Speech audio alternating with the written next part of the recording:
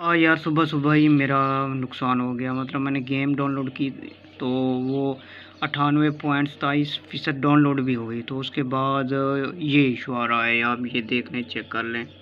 तो सारी मेरी जो मेहनत थी ना वो सारी ज़ाया होगी। मेरा तो एक पैकेज था, वो पैकेज अब ख़त्म होने वाला है और नेट की रफ़्तार भी स्लो है। सुबह थोड़ी ज़्यादा होती है ना, तो मैंने डाउनलोड लगाई, लेकिन मेरा ये इशू बन गया। सारी जो मेरी मेहनत थी वो ज़ाया हो गई। अस्सलाम, welcome back to another video. आपका मक्का धूम धमक्का। तो मैं मोहम्मद इमरान, आप देख रहे हैं हमारे यूट्यूब चैनल गेम आप पी के। यार सुबह सुबह ही मेरा नुकसान हो गया। मतलब मेरा जो है ना, सुबह के टाइम पैकेज होता है, मैंने वो पैकेज के मुताबिक मैंने सोचा आज कोई नई गेम डाउनलोड करता हूँ, वो ही खेलूँगा।